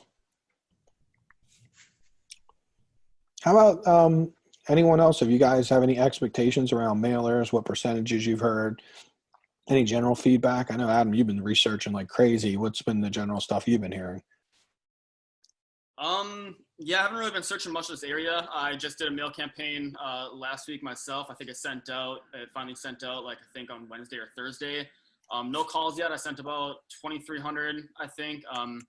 I did one mail campaign a year ago when I was living in California. I didn't really know what the hell I was doing. But I did a mail campaign. I only sent out I think 4 or 5, no, it was 600, I think. I think I sent out 600 letters, yellow letters. Bought it from a list of data, used yellow letters to send it out. And I got 14 phone calls back out of that 600, I think. What was the list? Absentee owners. Absentee owners, just straight up. Okay, got it. That's a good return. Well, absentee owners that have owned the house for over 30 years, I think, or something like that. Okay. That's a good list, by the way. If you had too many people, that's a good list to go to. Yeah, and that's what I did for this time too. And no phone calls yet, so I don't know. Maybe this time takes a little longer. Maybe it's just a lot more competitive in this area, I guess. Well, let me ask you a question. You sent them out, but when did they hit? Because sometimes it takes anywhere from a week to 10 days for them to actually get mailed. Oh yeah. Okay. Yeah, I saw they said yellow letters that it was still pending for a while, so I had to get on customer service or whatever and figure out hey, what the heck's up with this order? Did it send out? She's like, yeah, it's been delivered or whatever. So yeah, I don't know if delivered. But they deliver from Colorado or something, so delivery might take up to 7 days from then. Okay. So, you should start hearing something, because I had a student come to me not long ago and say, hey man, the yellow letters didn't work, and I'm like, well, how long ago did you send them? And he's like, then a week later he got calls. But it is the holidays, and this is definitely interesting. Yeah, that's true too. What did you send out? Was this an absentee owner list? High equity, it sounds like. They've owned it a decent amount of time. Yeah, it's very similar to what I did back when I was in California. Okay. Is it postcards, yellow letters, yellow letters, simple yellow letter? Yeah, just like that. I think you said, actually, I liked your idea on one of your videos. I used hey, me and my wife want to buy your property at this address. Give me a call at this number. Yeah, I use that now, and they're like, hey, where's your wife at? I got rid of her. That's an old letter. We got divorced. That's why you guys sell me this house. I'm really sad, and I start crying. I don't like to talk about it. They get in the door. She's not around anymore. So, all right. So you sent a lot of them out, though. So that's pretty big. Can you handle sending that out every month until it works? Probably not. I'm going to definitely filter out all the ones that get returned back to me. But yeah, every month though. I was planning on doing quarterly. You suggest every month? I suggest that you do it every week, honestly. One of the big things we talk about. So when I say every week is if you have 2,300 names, let's just say it's 1,000 names. It's easier math. I don't have to actually think. Then I would take that 1,000 names and ask them, could they break it and send 250 of the list each week for a month? So the whole list would get sent out in a month. And I like to think of things like monthly. So if you can afford, so you're sending 2,300 out at once, what I don't like to do is have all the calls come in at one time. I like them to have more reasonably come in more moderately. So it's consistent. Yeah, so you can break it down that simple. And, so you were doing it quarterly, because I was like, that's quite a bit if you're just starting. That's a lot of letters. Also, what I don't like is that if you do 2,300 at once and it doesn't work, then you're just kind of left at that, right? Versus if you're doing a certain amount every week, or let's just say you send 2,300 in a time of year where maybe you're not going to get response because of the time of year. Well, then you're so versus if you send it I don't know if you'd have done say 300 a week for the next 10 weeks, then that actually gives you a better chance to hit people at the right time. So you're diversifying your portfolio a little bit. You're also not making all this work. Because imagine if it did work and you got 20 phone calls. Now it will kind of feel awesome, but at the same time, you're not really ready and prepared to run 20 phone calls properly. So this is and I think I get where Gerhardt's coming from, is that he's a little slow, right? He wants more going on. But the key is, if you do a bunch at once, you'll have more going on. But what would be better is to have less going on and then overdo it and work the crap out of the leads you are getting, so that you can, help get, I say help create a better result, essentially. So it sounds like you sent the right list. You've done a lot, and you did it for a quarter. So you'll let us know. It'll take some time to figure out how well it worked or didn't work, because sometimes people call a couple weeks later. All those things are pretty important. So anyhow, anyone who's doing mailers, I mean, that's always like, this is one of my big things. I've done mailers since day one of being in this business. I don't even know where the number is, but I'm guessing I'm somewhere close to $1 million in mailers I've sent out. I'm also really big on tracking and paying attention to details and masterminding with other people who are sending mailers, and constantly just trying to get some stuff back. And yes, I keep it really simple. So I am just doing absentee owners, probates are the mailers I do right now. And I did cut out recently, I was doing owner occupied high equity properties, and I cut that out recently because it wasn't making the cut. And so now I'm just doing absentee, and I'm just doing probate. And that's not going to get me 1 million deals every year, but it's going to get me enough. I mean, I'm probably on track to do about 10, 12 deals this year with it. And it cost me about somewhere around like $3,000 a month. Maybe like $2,500 a month. So that's decent, right? I mean, it's not, we on average are going to spend, just so you guys know, you will end up spending about anywhere from $2,000 to $4,000 a deal. This is why the wholesaling business is not all that lucrative unless you get really good and you have the ability to really sell these for a lot more money. So me personally, like, I'll sign some of my deals for like $5,000 to a student. And I mean, I'm not really making any money, because it probably cost me $3,500 to get the deal. The other $1,500 goes to Rashad for, working. He has to get paid. So I'm breaking even on it most of the time. Now, the reason I don't care about that is because my income's not derived from these wholesale deals. The wholesale deals are a vehicle for me to have rehabs when I need them. Is the way I look at wholesale deals. I'm not really like a wholesaler. I do a lot of it, but it's all in the best interest of me having as many rehabs as I can possibly handle, or maybe picking up good rentals when I want them. That's really why I buy more deals than I can handle and wholesale them off. It's all about having good timing. When I need a deal, I want to make sure I have one sitting there and waiting for me. So wholesaling allows that.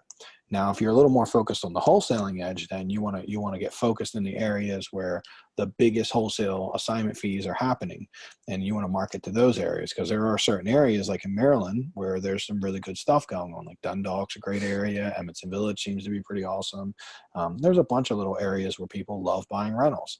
Now, any of those places where people love to buy rentals, then that's going to be a great place to wholesale, because landlords tend to pay more than they don't look at the numbers the same, because they can make their profit over 30 years. They don't need to make it in 3 months. So they'll pay a little bit more. If you're renovating, then obviously you want to try to find the next step above that, which would be, not such a great neighborhood, but you want to stay in areas where you're first time home buyers. And know that if you're sending out to a renovation list, and Gerhard, this is for you, that if you're sending out the homes you want to renovate, you will actually get less phone calls. But when you get a deal, it makes you a lot more money, so you're not worried about it.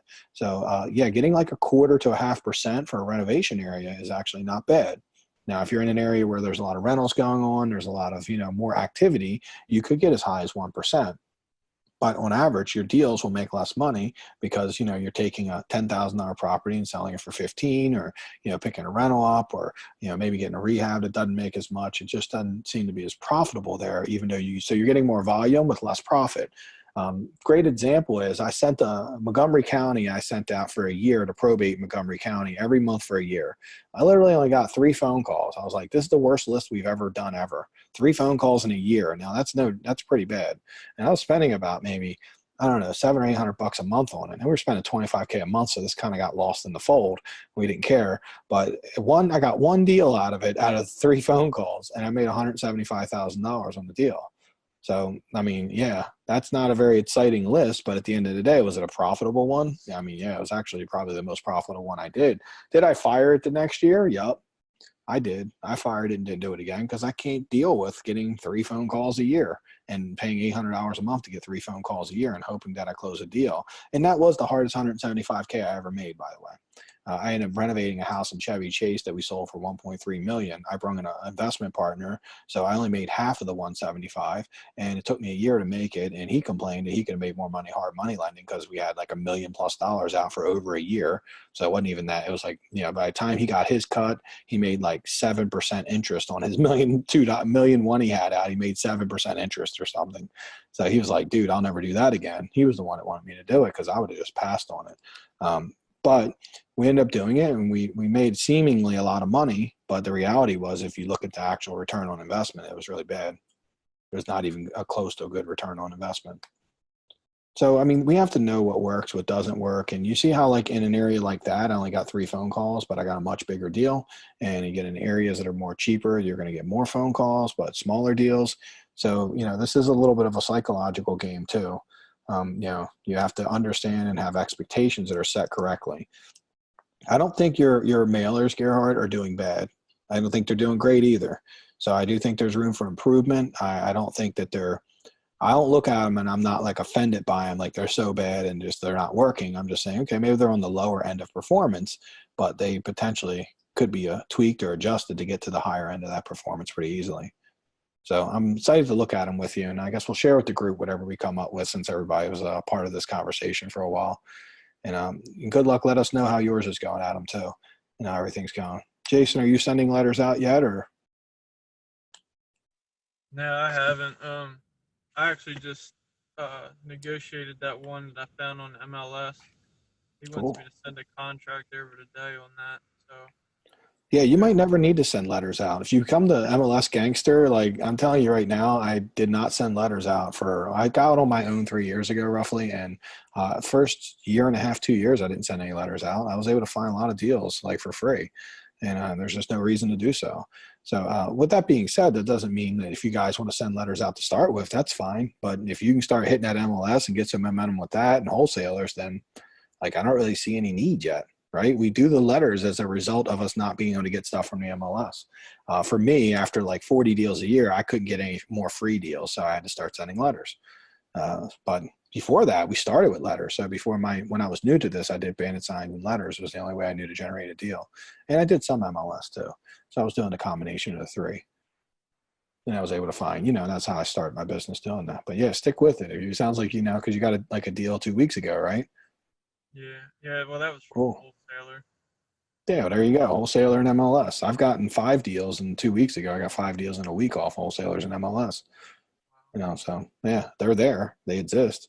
So Gerhard, that might be something for you to consider too, is looking at your MLS. I've not found an area where MLS doesn't work, especially if you're using the tactics that I'll teach you or that I show, because they work really well and they give you a really good competitive edge against people. Because if you don't do it the old school way of letting an agent write for you and put a bunch of blanket offers in, and you can get to where people stop looking at the number and start focusing on wanting to work with you, you can find that you'll get more stuff from the MLS. That's been the secret to how we've been doing it for like the last year or so. That adjustment's really helped us kind of get the MLS back and really doing great things again. Because for a while it was definitely getting tough, but it was just basically, it was feedback from our system saying that, hey guys, I need to be updated. I'm not working well anymore. So, because we'd done it for years and it just wasn't working as well as it used to. I randomly happened to ask the fielder if they were the owner, and they happened to be the owner of it. So that was like a big plus, able to negotiate straight with the owner through the MLS. Yeah, that's awesome. And then you didn't also ask for a commission, or did you not write it yourself? Or no, he was being real tight, so it was like nickel and diamond back and forth. But we're going to do it off market. Yeah, there you go. Somebody else was to buy it, he won't have to pay the commission and all that stuff. So. Yeah, that's awesome. See, that's the stuff we want to do. Right? I mean, you just saved him a lot of money, and probably a part of what made this deal work was the lack of him having to pay a commission to anyone. A few $1,000 is big. Is on the modules, there's a contract we can use for that, right? To buy that property off market? Yes. If he wants to do it off market, when he says off market, he probably still wants to use like an MLS contract, would be my guess, because it's what he's used to. But if you want to send him something, if he wants you to provide a contract, then yes, there is a purchase agreement on there you can use. It's the one I've used for my whole life in this business. So it's pretty simple. He asked me to send him one. I don't know why. figured realtors had access to all that stuff. Whatever. I mean, if that's what he wants you to do, do it, right? I mean, it's only a one page, so it's like 1 or 2 page. It's like really mostly all on one page. So it's pretty simple. If he asks you for other stuff, just as an investor, I don't need it. He's gonna ask you for like lead paint waivers and all these crazy things. You don't really need any of that as an investor when you're doing a private deal. But I still need to send in a EMD to the title company, right? Just to make it locked. I mean, I would imagine that you'd want to do that with a realtor because he's probably going to check and he's not going to. If you're dealing with a regular homeowner, then, I don't always send it in now. I mean, I say I'm going to send it in, but no one ever checks. And half the time they're like, hey, where's the EMD? And I'm like, oh, I forgot to send it in. Just take it off the HUD. And they're like, okay. Just because and mostly because I don't feel like going to the bank to send it, honestly, because it requires me going to the bank and doing a wire and paying $40 for that and sitting in line. And that kind of drives me crazy. Should I tell him to take it off the MLS too when I send the contract over? Once he agrees to it, sure. Yeah, I mean, tell him to withdraw it. All right. Yeah, I think that's all good advice. Tell me a little bit about the house. Is it a rehab or a rental? I don't know. It depends how deep I go into it, but it's like a block up from one of Matt's rentals. I think we're kind of battling for 21229, but I think the there's comps up to 155, but I comped it out at like 130. Okay. Safe, and I got it for 54,000. It needs about 30K in rehab. So it's a good deal. I mean, that'll make money. So at a minimum, if it sold for 130, I'd still be good. But it's a good rental area too, so kind of. Yeah, they sell pretty well. Are you talking about like Beachland or something like that, or Tremont? Tremont, okay, but it's in that area, right? Yeah, it's right next to. I think it's like right below Edmondson Village. Okay, all right, got it. All right. Yeah, I mean, depending on what you're doing with it, your time of year, if you're putting it on the market in like February, it'd be perfect. So like if you can push the settlement out a little bit and then you have some time to renovate it, it's perfect. Cool. That market gets a little slow around December, picks back up in February. There's a lot of deals up that way right on MLS. There is. Yep, there is, man. I mean, that's the point. MLS, there's more deals in slightly fringe neighborhoods on the MLS than so I don't usually get any deals in MLS in like nice neighborhoods. When I mean like really nice neighborhoods like Pasadena and Glen Burnie, it's pretty rare. But I get deals in Baltimore quite often, like Hamilton, Overley, Edmondson Village. You'll see a lot there, like 21207, Liberty Heights, and Ashburton. So there's a lot of great deals on the MLS if the area's got to be just a little better than some of the rental neighborhoods. Like one step up tends to be really good. And look, I love that area. I do a lot of business and I've done a lot of deals in those areas. I think they're good price points, so they're secure. They're not going anywhere. And like you said, it could be a rental or a rehab. So if something comes up, you'd have no problem converting it into a rental if need be. Yep.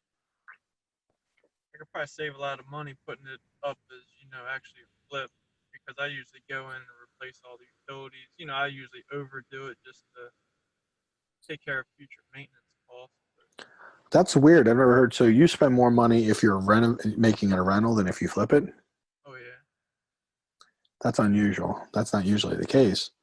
But I hear what you're saying. I mean, if I could spend an extra $2,000 replacing utilities and save a few service calls in the next 5 years, it kind of outweighs itself. But maybe kind of. I mean, I know that Jack and them do that. They just got everything. But I've had many conversations with them about that. I'm not saying you keep stuff that's on the fence, but like gutting everything is not really practical. But they also do this at a level where like maybe they even like the smallest level of liability is a big issue because they've got like 650 houses. So like even a teeny level of liability, and they do it mostly because of lead paint and all that. They don't want to have any issues because they have so many houses that being sued is actually a real thing. Because it's a law of averages for them. They're going to have people suing them. So if they gut it, they have like zero liability. I know what you're saying. So maybe rehabbing would make sense anyhow to create some income. See what that feels like. Get some of your income today versus like when you're 95. How many kids you got? You gonna have a bunch of kids? I hope not. All right. Well, who are you leaving these to then? You want them? Yeah, the cats. I mean, I won't be alive. You'll outlive me, I'm thinking, but I don't have anyone to leave them to either. I guess we were leaving to Nikki's kids or somebody else in the group. Get them on the list because we're gonna be all these wealthy with all this money. We're gonna be like Scrooges, like looking at our rentals, like 9,000 rentals. We don't know what to do with them. No, I mean, they're great. At the end of the day, though, they are long-term plays. They will get you wealthy over a long term. Even me and Jack have had many lunches where we talked about, like he came to me because like many years ago he was doing so many rentals. He had like his income was not that great, and he was asking me a lot of questions about how I was marketing and what I was doing to get so many flips because they wanted to start doing flips, and now they do about 30 flips a year, and and they don't buy as many rentals now, but they've got a big portfolio. But the key is they got to make some money today. So the 30 flips a year, they're hard money lending company. They do a little bit of schooling, with some people. This is all ways for them to actually make income now because the rental thing still is not that profitable for them yet. But at some point in their history, they're going to make a lot of money because of that rental thing. But, there's a lot of years you got to put into it before you can actually start taking from it and it really making sense. Or, as they're building, every dollar they make, they're kind of reinvesting it, right? That's how they got built so quickly is they take, make all this money, they keep reinvesting. Problem is they don't get the, you got to have some money to live now. So maybe do a rehab just so you get some of those under your belt. You'll always have plenty of rentals to find. That's the thing. Rentals are like easy. Yeah, after I get this one, as soon as I settle, I think I'm just going to quit my job and then, Okay. maybe start marketing because, I work out in construction. So I don't have time to just travel and going. And, if I get a good call for marketing, I can go right out and stuff. So it's time constraint. I agree. Well, I mean, that's, yeah, I know you're conservative, so you'll make a good decision when it's time to quit. But then if you're going to quit, I would recommend even more than rehabbing it so that you can get that cash, right, to help you make it through your first 6 months of being no income coming in. Yeah. That's the problem. By the time I rehab and then go to settlement and then do the home inspection crap and actually get paid, that's going to be quite a long process now. But, Well, 4 months or 5 months max. I mean, if you're really focused on it, but I mean, it's still 5 months from now, you're going to have a check for 20, 30K versus, a couple months from now having no check. yeah, well, I got a private lender giving me $50,000. We're supposed to do it by the end of this month, so I got to meet him in person right before Christmas. Okay. But you get my point, right? If you take it as a rental, you're going to be at best, you're going to like make no money on it and you're just going to make a couple $100 a month. Yeah. So, I mean, making a big check of like 25, 30K, I mean, when you say you're a private lender, they're just lending to you at a percentage rate, right? Mm-hmm. They're not partnering or anything. Okay. Right. Got it. So yeah, I mean, if you look at it like this, 5 months from now, having a $20,000-$30,000 check, that's big for you. That's a lot of money that can keep you living, that you can count on. That's going to soften up the transition. So anytime I'm transitioning from an income that I can count on to no income that I can count on, I always get very heavily focused on income producing activities. Because it's better to be overcautious about it. I would tell you that anything that eats your time and eats your resources that don't make you any money today, you want to stay away from it in the first 6 months to a year of making a major transition. Just because cash is king, right? And the more cash you have, the more likely there won't be any financial stresses and everything will be awesome. So it's something to think about. I mean, again, you take it as far as you feel comfortable. Me personally, I stopped doing any rentals once I went on my own just for a bit, like a year. And then I went crazy with it and started buying a lot of rentals. But, my income was consistent and I could count on it and it started to get bigger. My income was bigger than what I needed to live on when I decided to do the rentals. That's the key is I segmented it and I was like, okay, I need X amount, let's say it's 50K a year. I made the 50K and then everything I made above the 50K, I do whatever I want with it because first I got to make the 50K there because I got to pay the bills and I got to live and eat and make sure that, nobody's stressed out in the fact that I forget you got a sugar mama though too. You did tell me that. So that's always big. I mean, it's meaningful because, you don't make it you have some slow months. You're not going to be you guys aren't going to go bankrupt. Right. Yeah, she can pay everything just by her salary. Yeah. So then you basically are just going to be a stay-at-home, like a lover, right? I mean, you're basically she's gonna inspect things, like you have dinner cooked, house cleaned. Like you better make sure you take care of business, man. Maybe some sexy outfits. Maybe start doing some push-ups. Start charging for it. I mean, you are already. It's the thing. She's taking care of everything else, and you get to follow your dreams. So, you know, you're gonna have to just make sure that you know, step up if you're gonna be a stay-at-home husband. It'll take a lot of properties to replace her job. That's the only problem. That's another reason why I Yeah. want to get into it full time. You know, because that's the end goal, to replace everybody's job. So Yeah. Well, that's actually great. I mean, that's a great thing to shoot for. And I mean, the reality is, if you're again, when you're buying a lot of rentals, you're doing all these things, then just, you know, find a nice balance between it, because bringing that income in is just going to make everyone feel more comfortable. And get good at both things, by the way, right? Get good at rehabbing and generating income if you think that's because, like, we always want to pay attention to what the market wants us to do. There's times when rehabbing is much better than rentals, and there's times when rentals are much better than rehabbing. So it's nice to be good at both. So if the market is saying, hey, this would be better, then do more of what's better. Right did you now, guys, we can do both. did you guys talk about the exterior thing already? Exterior thing. What is that exactly? Um, what what is in a buyer's mindset of how you do the exterior of a home? Um, You deck it out so they can say, "Oh, well, you know, I have the best looking home in the neighborhood," but yet, you know, nobody sees it inside. They haven't rehabbed it in 25 years. I know there's a lot of people. I don't know if that was something specific, but I mean, no, we do. I try to do some curb appeal for sure, like plants and shutters and mailbox. You want the front to look nice. I focus mostly on the front when they walk up, make sure grasses are all nice and clean to the best of your ability.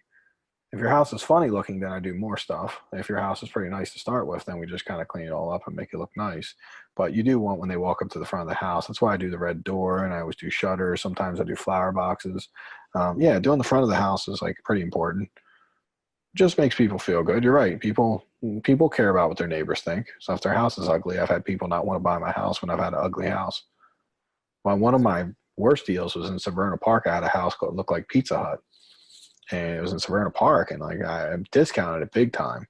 And I was thinking like, okay, well, so I got a discount like $60K less than everybody else. No one would buy it. What I didn't really take and anticipate is that many years I've been doing first-time home buyer houses, and first-time home buyer houses, they'll buy anything, right? They'll want to pay a little less, but they'll buy stuff and they can get a deal because it's first-time home buyer. Their standards aren't that high. In Severna Park, apparently people actually care what their neighbors think, and their standards are very high. And they were like, "We're not living in Pizza Hut." I ended up only being able to sell it to someone from like out of state because like they didn't care. They had no standards. They came from like Alabama and they just wanted the school systems. And my house ended up being like 70K less than everyone else's, but they weren't really caught up with the neighborhood and what people would think about their ugly house. So yeah, it's interesting that uglier houses definitely in better neighborhoods are a really big problem actually. And you know, and first-time home buyers, you get away with it a little more. Again, it's still a thing, but if you reduce the price, it usually can overcome the fact you have an ugly house. But what I try to do with ugly houses is make it look as good as possible. So if it's really ugly, then a lot of times you can make it look better by putting shutters, flower boxes, and you know, nice plants out front, doing all these things. It'll really soften the house out and make it look much better than it did. So I do believe in, I don't want to do like crazy expensive siding and all that, but yes, I like to paint the house and, you know, do the most basic affordable things. How about you? What do you suggest?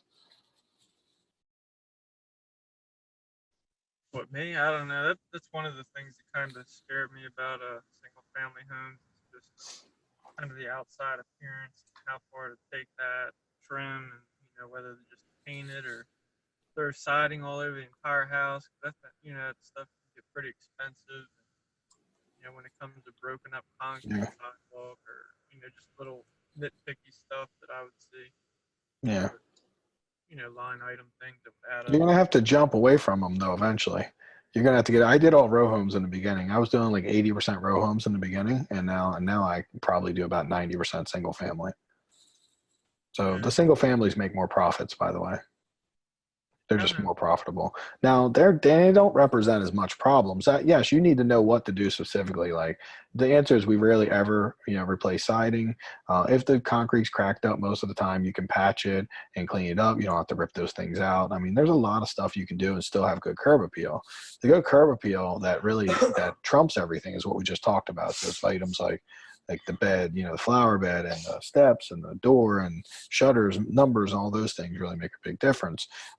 Siding and all that, if you paint the house, most of the time the siding looks like new anyhow. So, and the roof thing, I mean, like, I don't know, it's not that expensive. You got to replace a roof. Like a new roof on like a Cape Cod is going to cost you like $3,000 or $4,000. Again, it's all part of what you market for, though. You're going to get a better discount on the house, and there's going to be bigger spreads. They're going to sell for more. They're going to sell easier than row homes. It's everyone's dream to have a single family house with a nice private yard, and you don't have to listen to. I lived at when we were doing the waterfront. We lived at Moonfall in Pasadena, right around the corner from where I used to live, and we lived in that. And my neighbors were Spanish, and they used to play like I don't know, they had like salsa night, like every 2 nights. They would just like blast the music about as loud as I think you could till like 10 or 11 o'clock at night. And it was like crazy how loud it was. It was like they're having a salsa competition next door. And I remembered, like, this is why I don't like living in a row home, because it's a nice little neighborhood. I liked everyone there, and they were nice people. They just were loud. And you have to like deal with the people's loudness when they're right next to you. So, yeah, I mean, long term, you're going to find better profits in single families, in my opinion. But, I like row homes too, and I can get good deals. A second problem with row homes is they tend to have more competition when you get in the nicer neighborhoods because they're pretty easy to comp. I mean, the easiest thing for you to ever comp is a row home, but that means it actually attracts a lot more competition.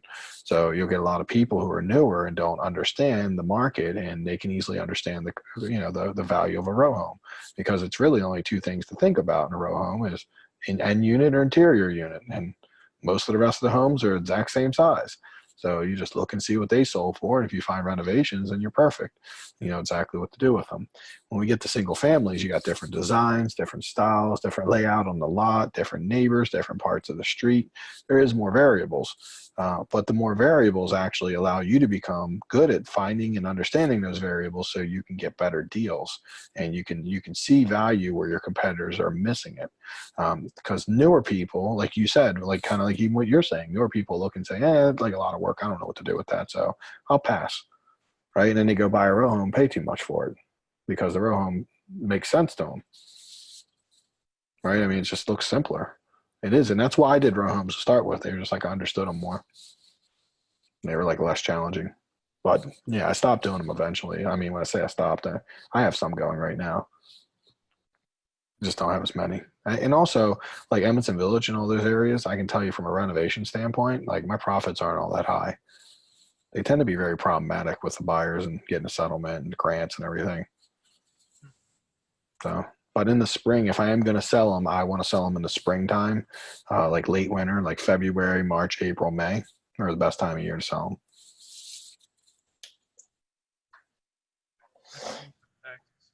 After income taxes, yeah, not during Christmas. It's impossible because they're all broke, and I don't feel like making a move. It's too big. Cool. It's good stuff, man. Anyone else have any questions with the marketing or anything else before we go? If not, I'll talk to everybody on Thursday.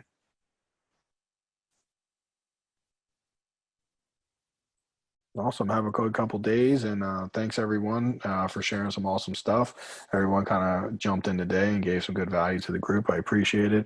We are doing a property, we call it a property tour, but infield training at Home Depot this Saturday. If anyone can make it, we're going to go pick some materials, talk about different stuff. We'll take some pictures of the products and post it to the group, and some different things. We're going to go value shopping. We call it power shopping, where we look for deals.